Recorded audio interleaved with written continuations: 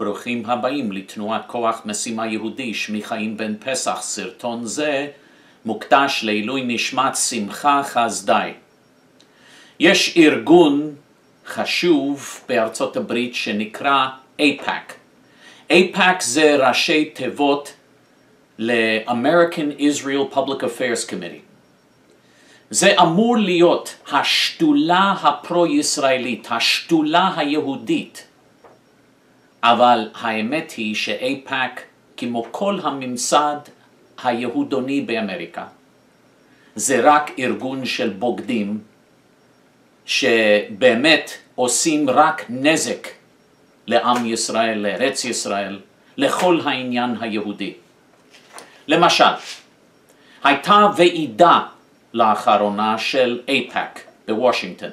וושינגטון היא בירתה של ארצות הברית. והם הזמינו את המנהיגים של ארצות הברית לנאום בפני 20,000 צירים בוועידה. ורוב הצירים היו להם כיפות. הם היו דתיים כביכול. אבל עם דתיים כאלה, אוי ואבוי לנו. קודם כל, ג'ו ביידן, סגן נשיא ארצות הברית, נאם. ג'ו ביידן הוא יד ימינו של המוסלמי האנטישמי ברק חוסיין אובמה, ימח שמו וזכרו, שם רשעים ירכב. ג'ו ביידן ימח שמו וזכרו, כמובן מסכים עם כל המדיניות האנטישמית של אובמה. ביידן בנאום שלו תקף את ישראל, תקף את כל ההתנחלויות, אמר שצריך לגרש את כל היהודים מיהודה ושומרון וירושלים. הוא תקף את כל ההתנחלויות, את כל היישובים. הוא דרש מדיניות אנטישמית של יודנריין. יודנריין זה המונח של הגרמנים הנאצים, זאת אומרת אזור בלי שום יהודים. הוא דרש שבמולדת, בלב ליבה של מולדתנו, שזה יהיה אסור ליהודים לגור במקומות האלה, שצריך למסור את כל המקומות האלה למחבלים המרצחים המוסלמים הנאצים. זה מה שג'ו ביידן אמר בנאום שלו. הוא תקף את ישראל, הוא תקף את הממשלה בישראל, הוא תקף את ההתנחלויות, וכל הצירים באיפא"ק מחאו כפיים, הריעו, נתנו לו באמת, נתנו לו באמת תגובה מאוד חיובית. זה לא יאמן. זה ג'ו ביידן. אחר כך הילרי קלינטון, ימח שמה וזכרה, נאמה שם. הילרי קלינטון, שהייתה שרת החוץ בארבע השנים הראשונות של ממשל אובמה האנטישמי, היא בעצמה אנטישמית איומה. היא אמרה, היא התרברבה בספרה שהיא צעקה על נתניהו במשך 45 דקות, כי היא אמרה שאסור שיהודים יגורו בירושלים. היא אמרה אסור שיהיו מה שהיא מגדירה כהתנחלויות בירושלים בירתנו. האנטישמית הזאת, ימח שמה וזכרה. והיא נאמה, ושוב כולם הריעו, כולם מחאו כפיים, עמדו לפניה כאילו היא מלכה. כולם עם כיפות וציצית, כיפות. אחרי זה דונלד טראמפ, עוד מועמד אנטי-ישראלי, נאם. ודונלד טראמפ, דרך אגב, לפני כן אמר במסיבת עיתונאים לפני כן באותו יום, שהוא דורש שישראל תשלם לארצות הברית על סיוע ביטחוני. טראמפ אמר שישראל חייבת לתת לאמריקה כסף על הסיוע הביטחוני, למרות שכל הסיוע כביכול מאמריקה רק מזיק לישראל. זה לא סיוע, זה נזק. ישראל עצמאית הייתה הרבה יותר חזקה בלי הסיוע כביכול הזה מאמריקה. ישראל כן יכולה להיות עצמאית, ישראל כן יכולה להיות הרבה יותר חזקה, וישראל לא תהיה פגיעה ללחץ האמריקני אם לא יהיה סיוע כזה. לא רק זה, אלא ישראל יכולה למכור מיליארדי דולרים של נשק לסין, להודו. אמריקה כעת לא נותנת לישראל למכור את הנשק הזה. אמריקה אומרת, אם תמכרו את הנשק הזה לסין, להודו, לכל מיני מדינות אחרות שרוצות את הנשק של ישראל, אם תמכרו את הנשק הזה, אם תמכרו את הטכנולוגיה הזאת, אנו נפסיק את הסיוע כביכול. אבל המחירות שוות הרבה יותר מהסיוע. זה שיגעון שאנחנו מקבלים סיוע כביכול כזה שגורם לתלות מלאכותית באמריקה, תלות שאין שום צורך לתלות הזאת. אבל דונלד טראמפ אומר, החוצפה שלו, דונלד טראמפ אומר שישראל חייבת לשלם לאמריקה. שישראל באמת מקבלת סיוע, וזה לא הוגן לאמריקה כל היחס הזה. והוא דורש מישראל תשלומים. זה יותר אנטי-ישראלי מכל מועמד אחר כשהוא אומר דבר כזה. אין מועמד אחר לנשיאות ארצות הברית שמדבר ככה.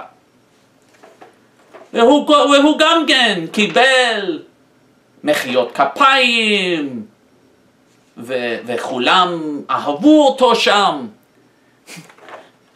תראו את השיגעון של היהודונים בדורנו, איזה פחדנות גלותית יש. הם הריעו כשדונלד טראמפ בנאום שלו תקף את קלינטון ותקף את אובמה. כשביידן וקלינטון תקפו את טראמפ, הריעו ומחאו כפיים. זאת אומרת, כמובן יש סתירה פה. כשהרפובליקנים תוקפים את הדמוקרטים, היהודונים מחאו כפיים. כשהרפובליקנים תוקפים את הדמוקרטים, זאת אומרת ההפך הגמור, מחאו כפיים. זאת אומרת, זה לא משנה מי מדבר, כל עוד שיש לו קצת כוח או השפעה, כל היהודונים משתחווים לו. דרך אגב, אנו תומכים בטד קרוז לנשיאות ארצות הברית. גם הוא לא מועמד מושלם, אבל הוא הרבה יותר טוב מהאחרים, והוא באמת בעד ישראל, לפחות לא כמו המועמדים האחרים. לצערנו, יש לטד קרוז רק סיכוי קלוש לנצח, אבל אנחנו תומכים בו, כי רק הוא בידינו. אבל יותר חשוב מלתמוך במועמד זו או אחר, זה שאנו חייבים לתמוך במדיניות של עצמאות. עצמאות יהודית וישראלית, והקדוש ברוך הוא נתן לנו את כל הכלים להיות עצמאים. את כל הכלים יש לנו. יש לנו את זה מהקדוש ברוך הוא. אנחנו יכולים ליצור את הכלכלה החזקה ביותר, הרבה יותר חזקה ממה שיש לנו כעת. אנו יכולים, יש לנו את הצבא החזק ביותר, והצבא שלנו יכול להיות הרבה יותר חזק, בלי התלות והלחץ האמריקאי שמונע מאיתנו להתכונן כראוי.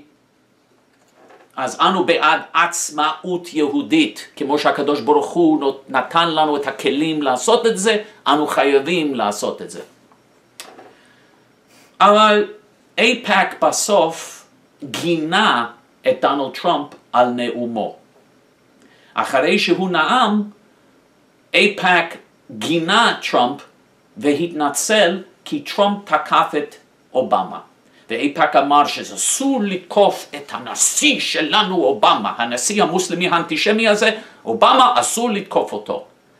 הם לא תקפו את טראמפ על המדיניות האנטישמית האנטי-ישראלית שלו. לא, זה בסדר גמור לפי אייפאק, לפי היהודונים שמנהיגים את עם ישראל בגלות. זה בסדר גמור, אבל כשהוא מבקר את נשיא ארצות הברית המוסלמי האנטישמי ברק חוסיין אובמה, זה לא מקובל עלינו. זה מה שהם אמרו. איזה יהודונים מרושעים. זאת אומרת, הכל הפוך על הפוך. אין שום היגיון, אין שום כבוד לאומי, אין שום כבוד יהודי. יש רק חילול השם בריבוע. זה המנהיגים שלנו. ואתם יודעים מה? ביבי נתניהו, פיפי, הוא אותו דבר כמו אייפאק. הוא האייפאק של ארץ ישראל. ביבי נתניהו עשה אותו דבר. הוא גינה את דונלד טראמפ בדצמבר בשנה שעברה.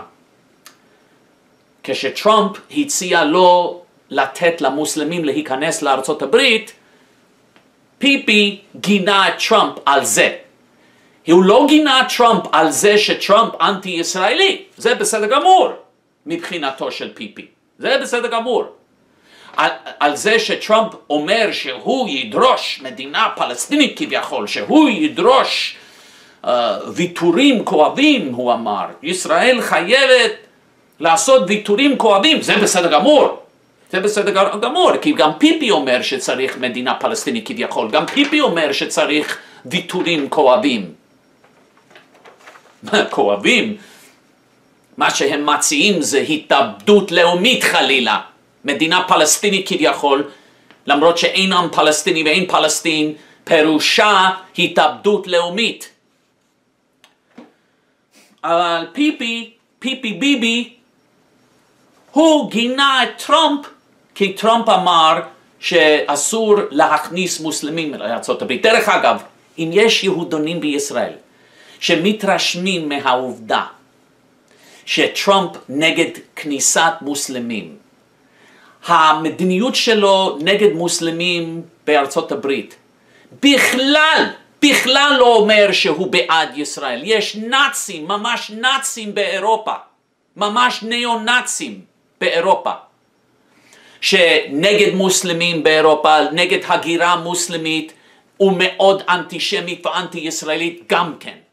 זאת אומרת, שונאים את שני הצדדים, גם את היהודים וגם את הערבים, ולגבי ישראל הם מאוד נגד ישראל. אז זה לא אומר כלום.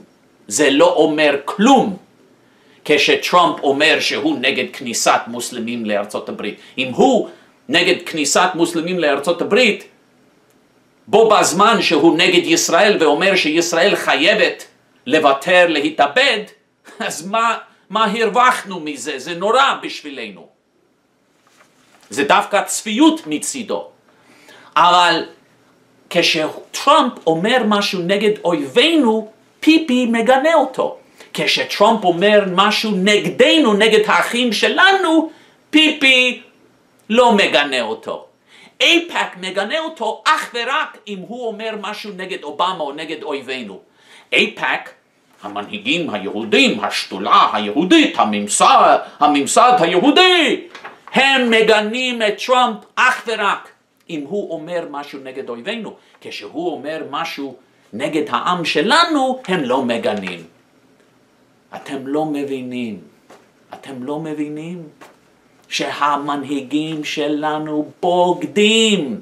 זה לא יכול להיות יותר גרוע מזה. בוגדים. מתי תבינו שמורנו ורבנו הרב מאיר כהנא צדק?